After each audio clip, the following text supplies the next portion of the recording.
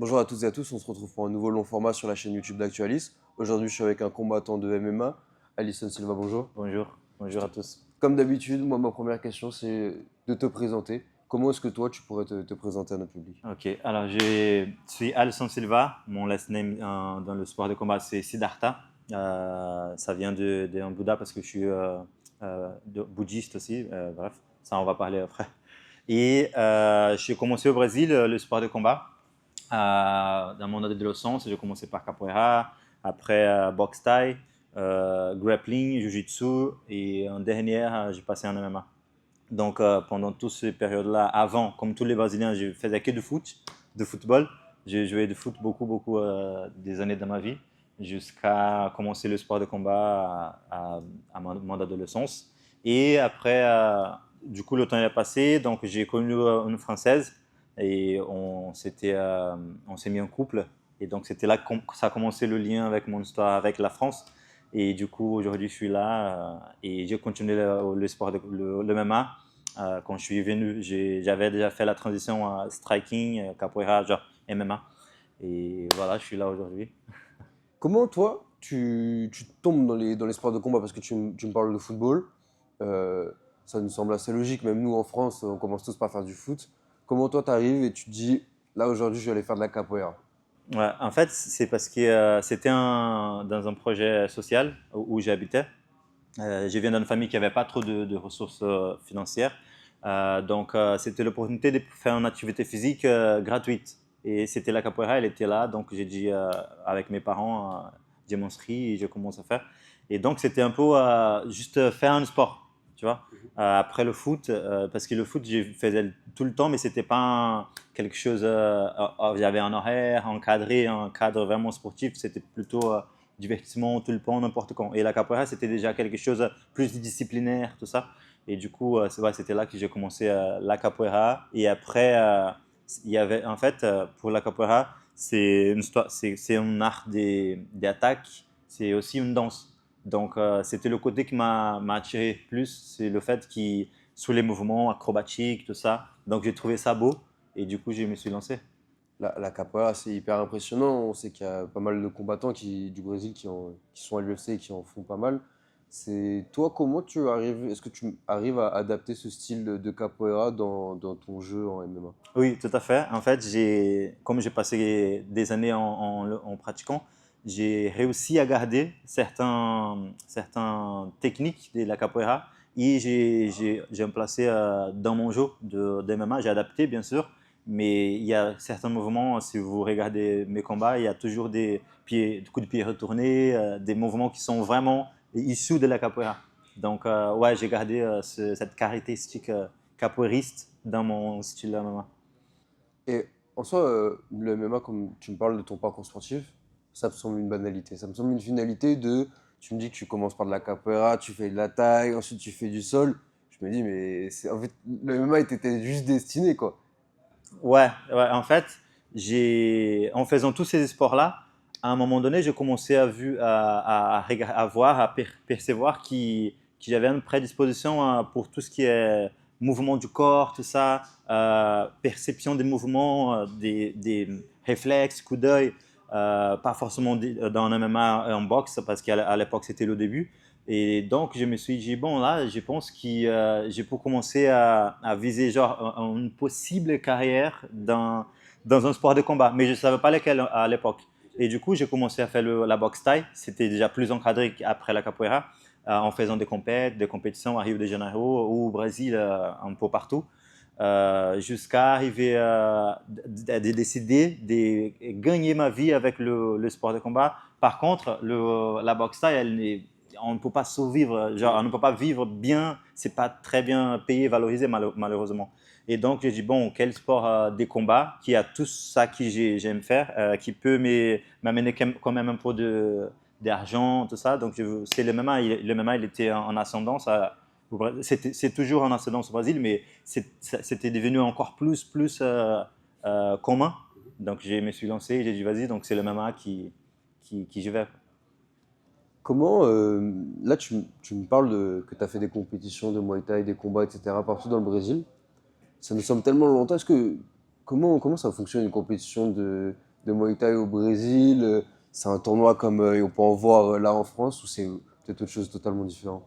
Alors, il y a deux modèles. Il y a Mhm. les modèles qui ont ici, c'est vous appelez interclub, Interclub, ouais. interclub, ouais, qui c'est pas, il n'y a pas un fédé, tout ça. On Mhm. va juste, on organise un Ouais, c'est deux team. clubs qui arrivent et C'est ça qui ils exactement. envoient des combattants et puis ça se Voilà, fracasse. ouais, ouais. Ah, même c'était un peu polémique à l'époque de Vale Tudo, Mhm. parce qu'à cette époque-là, les années 80, 90, c'était un peu mode bagarre.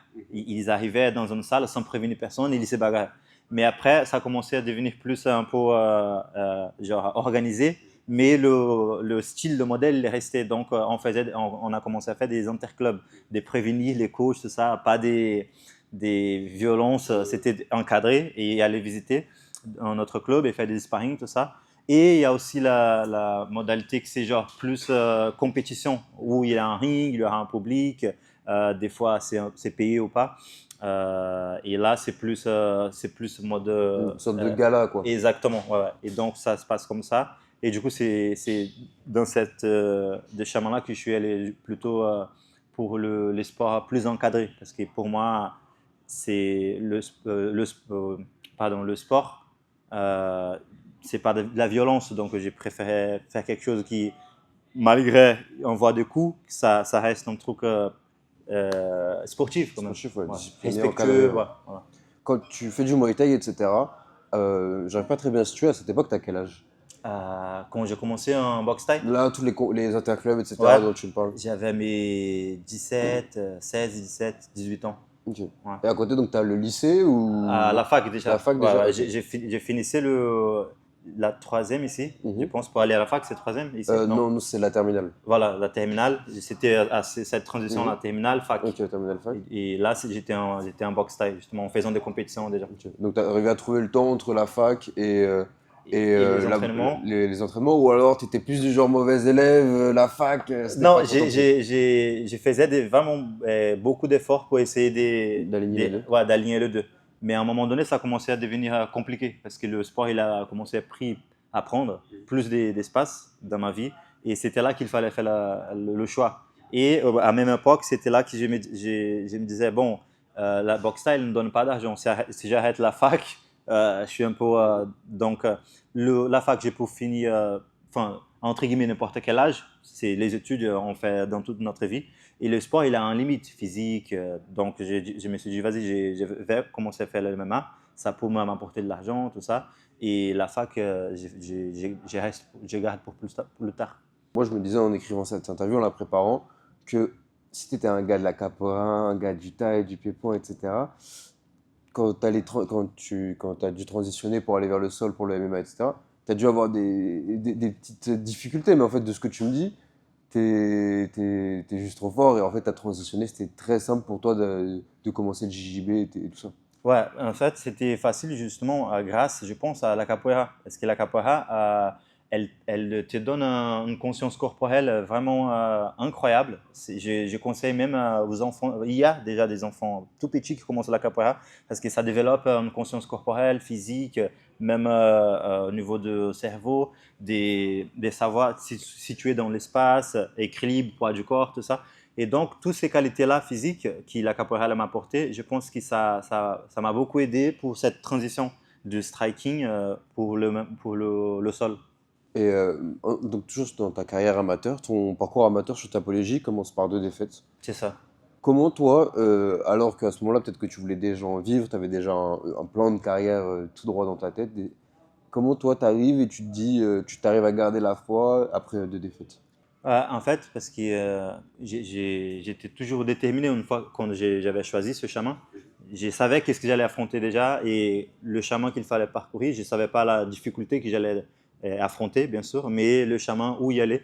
Donc, je savais que ça faisait partie du jeu. Donc, j'ai gardé tête haute et l'objectif majeur, il était déjà dans mon cerveau. Donc, je savais que ça faisait partie. Donc, une défaite, bien sûr, ça baisse un peu le moral, tout ça, mais je ne me laissais Tu t'es pas pas laissé abattre, abattre. ouais, exactement. Et donc, j'ai continué et ça ne m'a pas trop impacté. Après une défaite, on fait notre deuil des quelques jours et après, on se remet à l'entraînement et bon, on trace. Moi, j'ai entendu dire que tu n'étais pas stressé avant les combats, on en a parlé rapidement.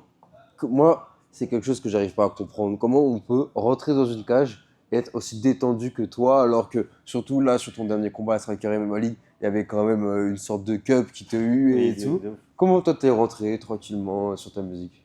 Ouais, en fait, je suis bouddhiste, moi. Je suis converti au bouddhisme quand j'étais ado encore. Euh, Même avant, c'était transition enfance, adolescence. Mon papa, il était déjà bouddhiste, donc je me suis converti. Il ne m'a pas forcé, il a juste montré qu'est-ce que c'était. Et du coup, j'ai vu que ça apportait une tranquillité spirituelle. Ça parlait beaucoup spiritualité, yin-yang et tout ça. Donc, je me suis identifié et je voyais que ça m'apportait justement une paix d'esprit vraiment. Et donc, je me suis converti. Et je crois que c'est ce côté-là, justement, qui me permet de savoir différencier, désolé de mon français, le, genre la guerre et l'esprit serein, tout ça. Donc, c'est pas pour faire genre un personnage, non, mais c'est vraiment quelque chose qui ne m'impacte pas, ne m'influence pas.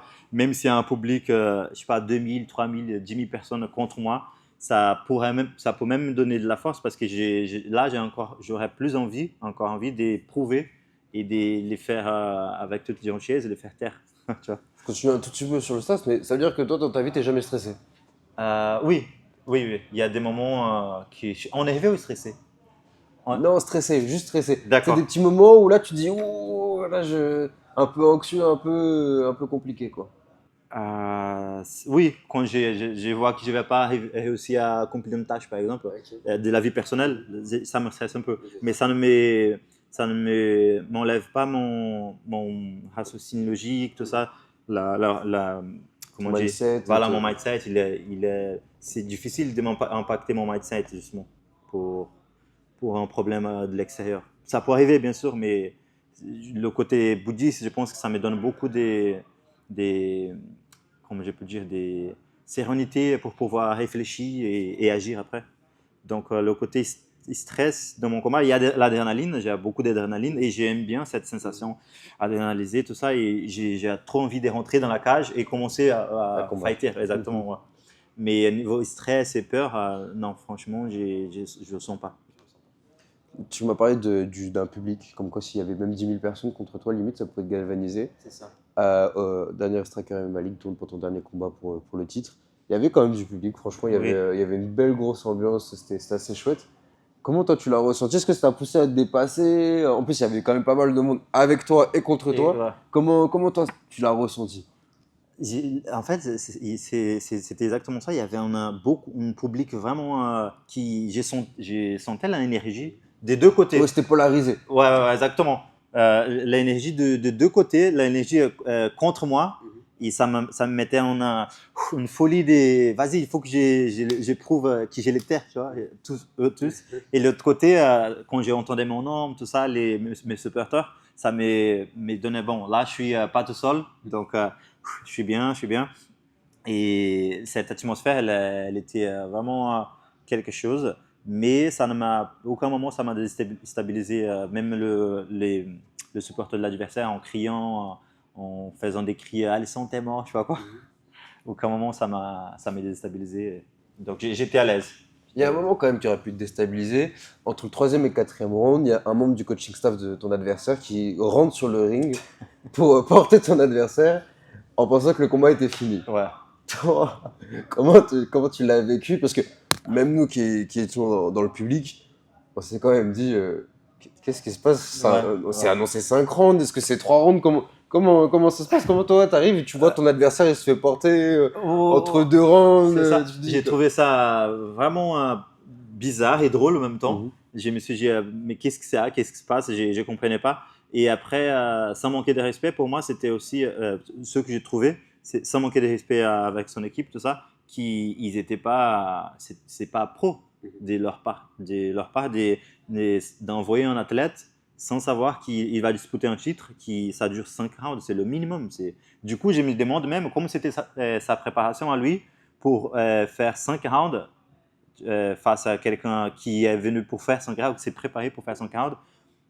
Et d'ailleurs, on a vu ça dans le combat troisième round ou quatrième, si je ne me trompe pas. Il a commencé à fatiguer, tout ça. Donc, je pense qu'il y a eu quelque chose. Ils se sont mal compris entre eux, je sais pas. Ils attendaient un combat des 3 rounds. En plus, le titre, normalement, c'est standard partout. Oui, Quand c'est pour le titre, c'est 5 rounds. Du coup, il a trouvé drôle. Et après, un peu un manque de professionnalisme, tu vois, de leur part. Mais bon. Mais toi- c'était drôle quand même. Toi, Le côté drôle, il était là. Toi, En plus, il me bascule, tu vois. Eren, il se jette contre mon adversaire. Et du coup, j'ai trébuché un peu comme ça. Et j'ai dit, mais qu'est-ce qu'il y a? C'était marrant. Mais t'as ton coach qui rentre, qui dit non, faut rester focus là. Ouais. Qu'est-ce que. Toi, t'as dit, Ouais, il était. Non, c'est qu'est-ce que je n'importe quoi. comprends, C'est n'importe quoi. Benjamin, il a dit, ils font n'importe quoi. C'était marrant, putain. Vous avez. Nous, Et vous? on y était. Bah, nous, justement, on était dans le public. Ouais. Et le speaker, il annonce bel et bien au début que c'est 5 rounds. Vous étiez au courant? Moi, Putain, même vous étiez Sauf que- plus frais que. bah, Loan, qui est notre caméraman, qui était avec moi, il m'a regardé, il m'a dit bah, c'est pas 5 rounds. Je me suis dit bah, combat pour le titre, normalement, c'est toujours 5 rounds. oui. Je comprends pas ce qui se passe. Mais bon, en soi, il faut le noter quand même, c'est que ton adversaire, il re-rentre quand même bien dans son combat. Oui, oui. Moi, je sais qu'il y aura eu des combattants à sa place. On te impacté sort de ton psychologiquement. combat, etc. Limite, on t'annonce que tu as gagné sur un combat de 3 rounds. Tu sors, moi, tu n'y es plus du tout. Et lui, il arrive quand même à re-rentrer. Et Tout à fait, il y a ouais. encore, c'était des gonds de 4 ou 5 minutes? C'était Des 5 minutes. des 5 minutes. Il y a ouais. encore 10 minutes de combat. Oui, Il il était là. reste dans la Ouais. cage. Ouais. Ça se finit quand même Ouais, à la ouais. décision partagée, etc. Mhm. Donc, c'est quand même tout à son honneur aussi. Ouais, bien sûr, bien sûr. Ça montre aussi mon adversaire, c'est un vrai combattant. Il a l'esprit de samouraï. Ce qui est, comme tu as dit, ça peut arriver avec d'autres qui vont plus réussir à rentrer dans le truc et descendre moralement et c'est fait. Voilà. Toi, sur ce combat, c'était quoi ta stratégie? On a vu un moment que tu l'avais bien travaillé, des frappes directes, pas mal une utilisation des kicks, du jab, de la main arrière, etc. À un moment même, tu fais courir ton adversaire, tu mets des spinning back kicks, etc. On sent là tout le côté de la De la capoeira, capoeira qui etc. sortait, justement. Toi, quelle a été ta stratégie? Comment tu t'es préparé face à quelle adversité? En fait, on savait qu'il était un combattant complet. Il vient de striking, mais il aime bien coller contre la cage comme il l'a fait et essayer d'amener au sol pour prendre des positions stables et finir le combat. Comme il a fini ses 3 derniers combats, un peu il a abrégé le Par combat, TKO. justement ça. Voilà. Et donc, on travaillait avec mon équipe Benjamin et mon coach du Brésil. On s'est mis d'accord pour on va casser ses fondations. Après, on va percer avec les frappes rectilignes, beaucoup de front kicks, tout ça. Pour une fois qu'il va essayer de coller, il n'y aura plus le même jus pour pouvoir me tenir contre la cage, m'amener au sol et me stabiliser au sol. Et franchement, toutes les stratégies allaient se passer comme prévu. Et tout ce qu'on avait prévu, anticipé, ça se passait pareil. Donc, c'était vraiment un travail très, très propre de mes coachings. Benjamin, Ronaldo Sica à Rio de Janeiro, ils se sont mis d'accord. C'était vraiment quelque chose. Ça s'est vu parce que même quand il te collait contre la cage, moi je trouve que tu n'avais pas forcément une grosse difficulté à inverser la position, rebreak la position, puis ensuite refaire ton travail de sap. C'est ça, ouais, je le laissais dépenser ses énergies. J'étais juste en défendant toutes ces initiatives possibles m'ont réussi à m'amener au sol. Et j'ai travaillé les coups de coude dès que j'avais la place parce que je savais ce qu'il fallait faire après.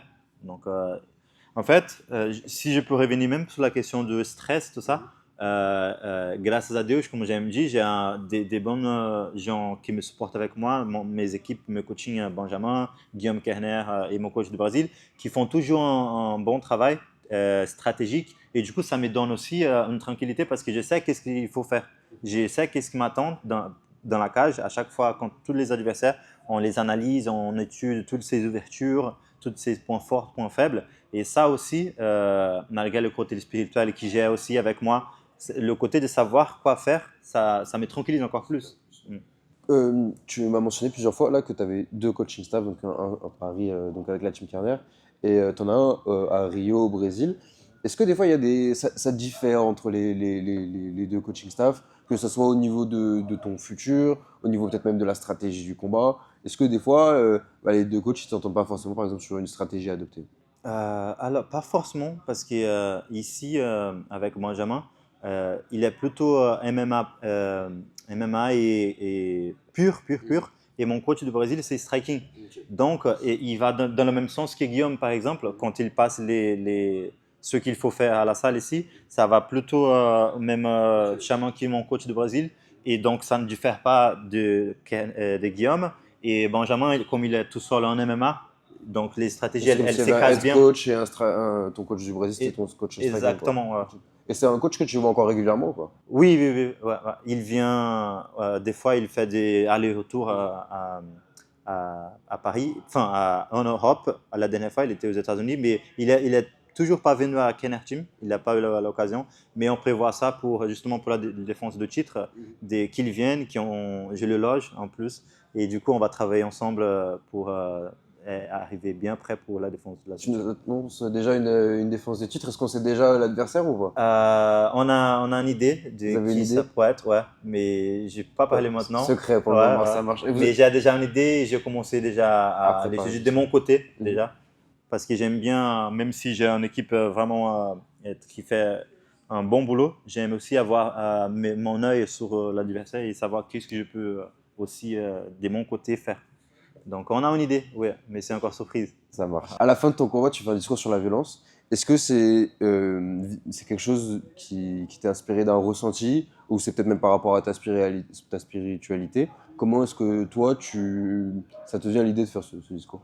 Ouais, en fait, c'est parce que ça a venu de mon ressenti par rapport à le vis-à-vis des gens. Quand il y a quelqu'un qui n'a jamais entendu parler de MMA, juste à regarder dans la télé comme ça, deux personnes dans une cage, en octagone, entendre se frapper, la première idée qu'ils ont dans la tête, c'est ah, c'est violent, c'est la bagarre, tout ça. Et c'est pas très, ça ne me rend pas un plaisir d'être pratiquant d'une discipline où il y a un jugement pareil. Donc, au lieu d'aller contre la personne et comment dire, détester la personne, je préfère essayer de la montrer qu'est-ce que c'est tout contraire de ce qu'elle pense et montrer du coup, mon discours, il était justement pour ça, pour essayer entre guillemets, éduquer les gens qui ne connaissent pas le MMA. Et pour ceux qui connaissent déjà, ne pas mélanger les choses. C'est pas parce qu'on est là, il y a une équipe A, une équipe B, que nous sommes des ennemis. C'est juste des athlètes, des sportifs qui sont là en train de faire leur boulot et défendre Ouais, leurs c'est votre travail objectifs. au final. Exactement, c'est notre travail. Et donc, mon discours, il était justement pour essayer de montrer ces côtés sportifs dans ceux qui ont fait. Au final, ça reste que du sport, quoi, Tout à comme tu fait, dis. exactement. Euh, Toi, tu as déjà donc, quelque chose qui est prévu pour la suite de ta carrière. Est-ce que là, tu me parles déjà d'une revanche à la Striker MMA League, d'une revanche, d'une défense de Bien ceinture, défense excuse-moi. ceinture. Ouais. Est-ce que peut-être il y a une revanche aussi qui est également prévue sur un futur combat ou toi, tu préfères passer à autre chose là, le temps que tu sois au début de ta carrière encore, entre guillemets? En fait, j'attends ce que mes coachs ils vont dire. Eux, ils savent ce que c'est le meilleur pour moi. Mais je pense que peu importe la personne en face qui on décide d'affronter, c'est sûr et certain que je serai prêt. Voilà, et je vais tout faire pour gagner le combat. Mais une revanche, je ne sais pas. On a rien parlé de ça. Donc, on a dit juste un prochain combat, une défense de la ceinture. La Ok, défense de normal. la ceinture, c'est le plus, c'est ce qui est prévu. Et ensuite, la suite, c'est quoi? Parce que tu dois forcément rêver entre nous. Oui, bien Est-ce sûr. qu'on va chercher une deuxième ceinture? Tu es même assez grand pour ta catégorie de poids. Tu pourrais aller chercher trois ceintures et faire le monopole Des de la strikers. Striker MMA League. Ou alors, peut-être que tu vises une autre organisation française, mais déjà internationale. Toi, comment elle est la suite de ta carrière? Alors, là, c'est défendre la ceinture, au moins pour bien consolider cette ceinture, pour ne pas conquérir et après partir. Ah, le mec, il a même donné l'opportunité des autres de l'affronter. Donc, je laisse leur opportunité à eux aussi de venir et essayer d'enlever cette ceinture. Vous allez pas réussir, mais bon, ça fait partie du job. Il faut laisser là pour le jeu. Donc, je vise la défendre quelques deux, trois fois. Mais oui, je vise à Une taper internationale. à Télouan Ok. et aller dans des organisations plus grandes. Tu as quand même un bon profil, il faut le rappeler, tu es en 7-0, 3-0. en 3-0, Ouais, ça, c'était en, un amateur, ouais. ouais. Un Non, pro 3-0. en 3-0 en professionnel. C'est encore le début de ta carrière, mais tu as un profil qui plaît. Un profil où, comme tu l'as dit, tu as des mouvements qui sont explosifs, tu es assez grand, assez longiligne, tu n'as pas peur d'aller faire 4 fois 5 fois 5 minutes. Est-ce que tu as déjà été quand même approché par d'autres organisations classe Strike MMA League ou toi tu es bien là-bas et tu te dis que franchement c'est une très bonne organisation pour aller jusqu'à 6, 7, continuer une bonne partie de sa carrière? Ouais, tout à fait. Je pense là où je suis maintenant, c'est l'endroit à rester un peu. Tu vois, c'est une bonne organisation. Elle valorise bien les athlètes. Elle donne de la visibilité. Il y a des choses à ajuster, bien sûr, au niveau de l'organisation par rapport les athlètes directement. Ça, c'est un autre sujet. De ceux qui comprennent ce que je veux dire, donc j'ai pas besoin de parler plus. Mais à part ça, oui, c'est une organisation, une bonne organisation, le Strike MMA. Donc, je reste là, je suis bien, j'ai défends ma ceinture et après le futur, comme on dit en portugais, a Deus pertence. Dieu pertence. Tu viens de nous parler de visibilité. Est-ce que pour toi c'est important quand même t'as pas, enfin, quand j'ai regardé ton Instagram, vite on remonte quand même aux premières photos au Brésil où tu gagnes des ceintures en Muay Thai. Toi, ça m'a pas l'air quelque chose non plus qui est très important pour toi d'être ultra actif sur les réseaux sociaux.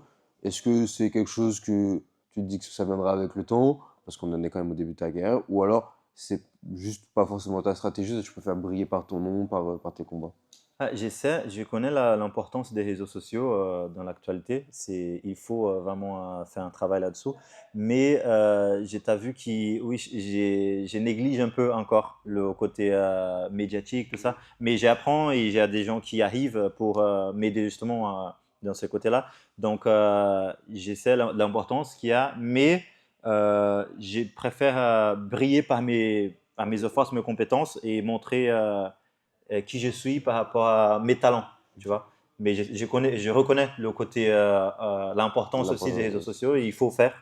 Mais je cible plutôt moi, mes compétences et briller par mes. En fait, c'est contagieux, j'ai oublié comment le thème, c'est. euh, Tu vois, le soleil, quand il a Ouais, ces il rayons-là. rayonne Voilà, c'est de rayonner par par mes. tes performances. Exactement, tout à fait. Et voilà ce qui conclut notre interview donc, avec Alison Silva. Encore un grand merci d'avoir répondu à toutes nos Merci à questions. vous pour l'opportunité et l'espace de me laisser parler au public. Et cette conversation, elle était trop chouette.